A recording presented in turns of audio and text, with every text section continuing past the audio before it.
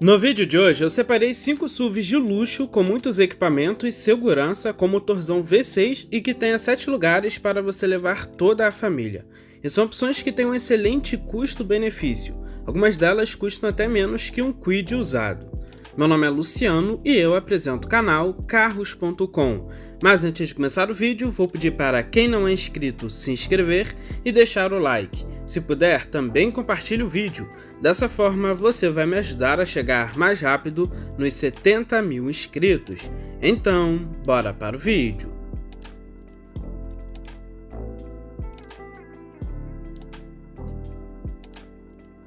Para abrir a lista de hoje, eu separei o Hyundai Veracruz, disparado um dos melhores carros que a marca já teve aqui no Brasil e tem um excelente custo-benefício, acima da média.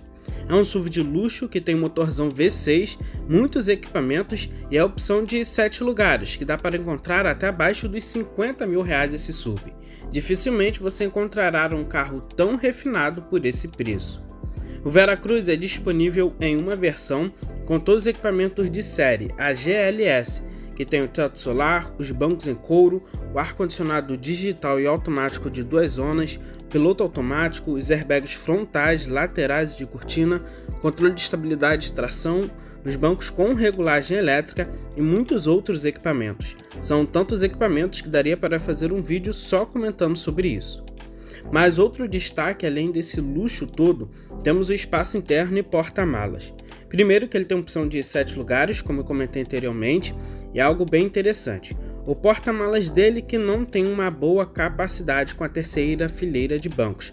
Ele tem apenas 120 litros, mas caso você prefira um porta-malas maior, sem a última fileira de bancos, ele tem absurdos 600 litros. É um dos maiores porta-malas entre os SUVs. Partindo para a sua mecânica, por aqui temos um belo motor Lambda, só que ele é um 3.8 V6, bem diferente do que a gente conhece no Azira, por exemplo, que é um 3.0 ou um 3.3. Esse motor é a gasolina e gera até 270 cavalos a 6.000 RPM e 36,2 kg de torque a 4.500 RPM. Seu câmbio é um automático convencional de 6 marchas e sua tração é nas 4 rodas sob demanda. Ele faz de 0 a 100 km por hora em 7,6 segundos e atinge uma velocidade máxima de 215 km por hora.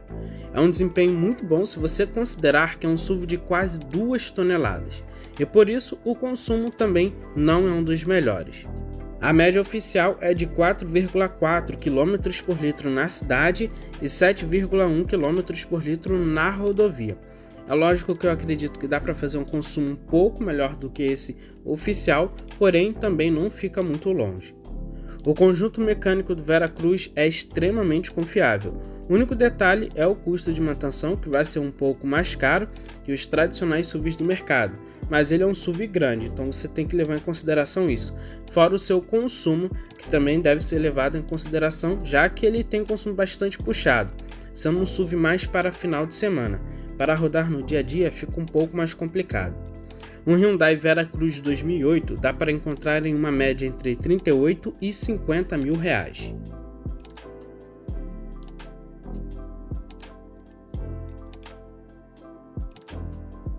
Outra opção bem interessante, que acaba até sendo um pouco mais racional que o Veracruz, é o Santa Fé, que veio para substituí-lo. Além disso, você encontra com maior facilidade a Santa Fé, pois é um carro um pouco mais popular. Lembrando que existem 2 modelos V6 dessa geração. O primeiro que é até 2009, um 2.7 V6 que também pode ser uma boa opção, mas eu acho o 3.5 V6 melhor, porém é mais caro. O Santa Fé é um SUV muito interessante pela robustez, confiabilidade e tem a opção de 7 lugares. Talvez para quem está de olho em um Azira, mas quer um carro maior, é uma boa alternativa. Ele em teoria tem apenas uma versão, a GLS, mas tem 2 opções de motorização, a 2.4 e 3.5 V6. A versão V6, além de ser a mais equipada, é a única que saiu com a opção de 7 lugares, e estamos falando de um carro bem espaçoso. O entre-eixos dele é de 2,70 metros, o porta-malas que não chama muita atenção, utilizando apenas as 2 fileiras de bancos ele tem 440 litros, poderia ser maior já que estamos falando de um SUV grande. Já com as 3 fileiras de bancos, ele passa para 140 litros. Essa versão GLS também é muito completa e entrega itens bem interessantes, como os airbags frontais, laterais de cortina, o freio de disco nas 4 rodas com ABS, controle de estabilidade de tração, câmera de ré, controle automático de descida, ar-condicionado digital e automático de 2 zonas, bancos em couro com ajuste elétrico para o motorista e passageiro, chave presencial compartida por botão, faróis e limpadores com acionamento automático, o teto solar e o sistema de som que tem conexão USB, Bluetooth e até o GPS. É um carro que consegue ser até mais completo que o Vera Cruz. Partindo para a sua mecânica, ele utiliza o mesmo motor Lambda lá do Vera Cruz, um 3.5 V6. Mesmo aqui tendo menos litragem, no geral é um carro mais potente e com mais cavalos. Esse motor gera 285 cavalos a 6.300 RPM e 34,1 kg de torque a 4.800 RPM. Seu câmbio é um automático convencional de 6 marchas. Com isso ele faz de 0 a 100 km por hora em 6,8 segundos e atinge uma velocidade máxima de 223 km por hora. Sua tração é nas 4 rodas sob demanda. É um carro que anda muito bem, considerando que é um SUV bem pesado. Porém, o seu consumo, assim como no Vera Cruz, é puxado. Ele faz uma média de 6,7 km por litro na cidade e 7,8 km por litro na rodovia. Infelizmente, é um ponto que peca bastante. O Santa Fé tem uma alta confiabilidade mecânica, além de ter uma das cestas de peças mais baratas da categoria. Um Hyundai Santa Fé GLS V6 2012 tem preço médio de R$ 60 mil.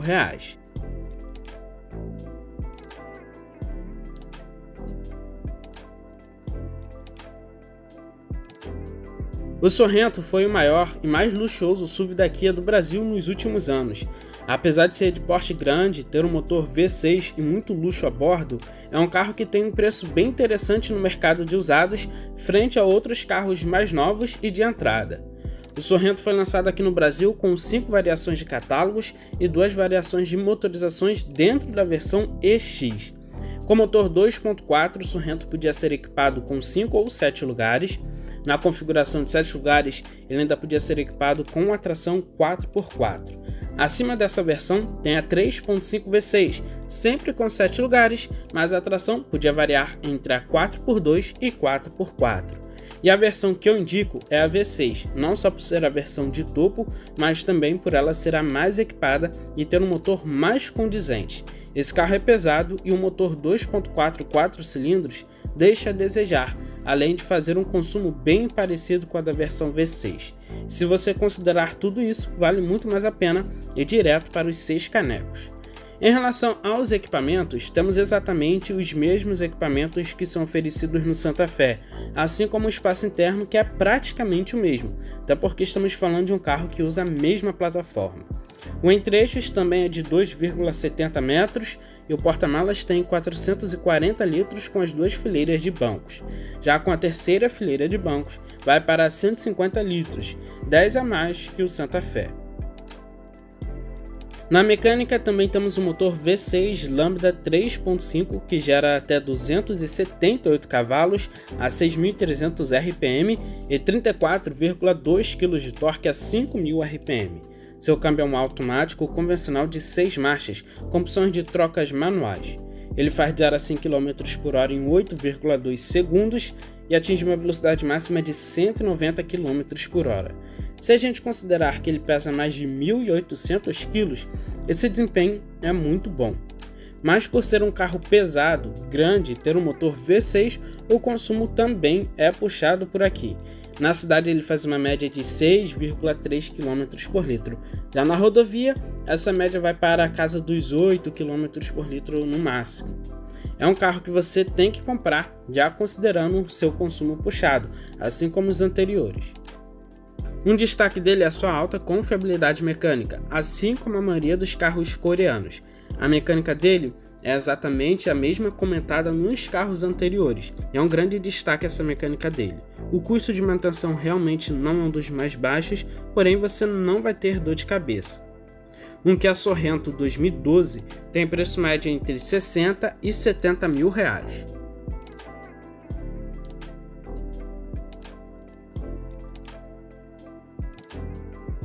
O Dodge Journey é um excelente crossover para quem não pode gastar muito, mas quer um carro premium, seguro, potente e com opção de 7 lugares para levar toda a família.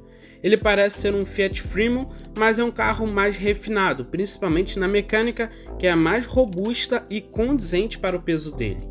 O Journey é um carro muito grande, tem quase 5 metros de comprimento, então no dia a dia dentro da cidade talvez não tenha muita praticidade, vale a pena levar em consideração. Mas todo esse comprimento deixa ele com espaço interno para ninguém colocar defeito. O modelo que eu acho mais interessante é a partir de 2012, que já tem algumas mudanças na mecânica que passou a ser mais potente. Ele tem duas versões, a SXT e RT. Essas duas versões já possuem 7 lugares de série, então a maior diferença mesmo é na lista de equipamentos. Embora seja um carro bem equipado, trazendo os principais equipamentos de série, como os bancos em couro, piloto automático, ar-condicionado digital e automático de 3 zonas, os airbags frontais, laterais de cortina, o controle de estabilidade e tração, sistema de capotamento e muitos outros equipamentos.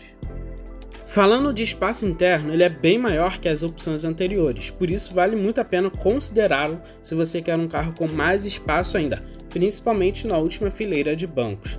Ele tem um entre-eixos de quase 2,90 metros, isso dá quase o comprimento total de um Kwid. O porta-malas dele tem 580 litros com as duas fileiras de bancos, já com a terceira fileira de bancos vai para 167 litros. Na mecânica, ele é equipado com um belo motor 3.6 V6 Pentastar, o mesmo utilizado no 300C.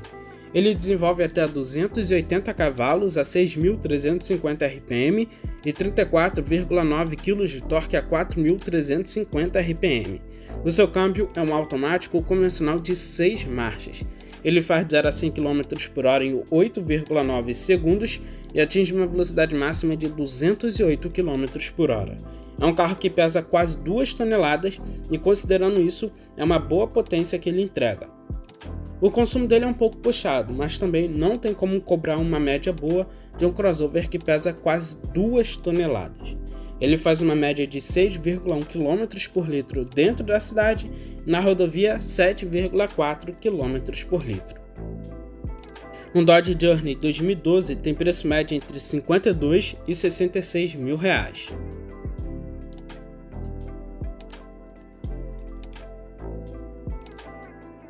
Agora, se você pode se aventurar e quer uma opção mais robusta, luxuosa e maior ainda, eu separei uma opção bem interessante e pouquíssimo lembrada, que é o Dodge Durango. Um SUV acima do Journey, mais luxuoso, porém com um design mais arrojado e bonito. O Journey lembra muito mais uma minivan, já o Durango tem a cara mais de SUV mesmo. Apesar de ser um carro que também já está com seus 13 anos de lançamento, ainda passa a sensação de ser um carro muito atual. O design até chama atenção, é bem imponente, mas alguns detalhes acabam mostrando um pouco a idade do projeto. Já o interior e os equipamentos são bem diferentes. Estamos falando de um dos carros mais bem construídos e equipados da Dodge. Ele chegou aqui no Brasil em uma versão chamada de Crew, com todos os equipamentos de série e são muitos. Ele entrega os bancos em couro com regulagem elétrica para os bancos dianteiros, memória para o banco do motorista, ar-condicionado automático e digital de 3 zonas, piloto automático, teto solar, chave presencial compartida por botão, acionamento remoto do motor, multimídia com Bluetooth e GPS, airbags frontais, laterais e de cortina, controle de estabilidade de tração e muitos outros equipamentos. É um carro que surpreende muito nesse quesito, principalmente se a gente considerar que ele já tem 12 anos de lançamento. O espaço interno também é um destaque, assim como no Journey temos 7 lugares, todos os passageiros vão com muito conforto. Isso é porque estamos falando de um carro com mais de 5 metros de comprimento e com um entre-eixos de mais de 3 metros. O porta-malas tem 600 litros com as duas fileiras de bancos, já com a terceira fileira de bancos vai para 200 litros. A mecânica do Durango é bem parecida com a da Journey, o motor é da mesma família, só que por aqui é um 3.6 V6 Pentastar que gera 286 cavalos a 6.350 RPM e 35,4 kg de torque a 4.300 RPM. É um carro que tem bons números de potência, mas também ele pesa 2.262 kg. O câmbio, infelizmente, é de 5 marchas. Alguns carros que já usam esse conjunto, como o Journey, que eu comentei anteriormente, e o 300C, já tem um câmbio de 6 marchas. A tração é integral sob demanda. Com isso, ele faz de 0 a 100 km por hora em 10 segundos e atinge uma velocidade máxima de 215 km por hora. O consumo é bem puxado, ele faz uma média dentro da cidade de 4,5 km por litro. Já na rodovia, 7 km por litro. Esse é o consumo oficial, provavelmente dá para fazer um consumo um pouco melhor, mas também nada muito além. Um Dodge Durango 2012 tem preço médio de R$100 mil, e com certeza nenhum outro SUV compacto, por exemplo, que você vai encontrar nesta faixa de preço, entrega tudo que ele entrega. Bom, e esse foi o vídeo, deixe nos comentários quais dessas opções vocês levariam para casa. Forte abraço, valeu e fui!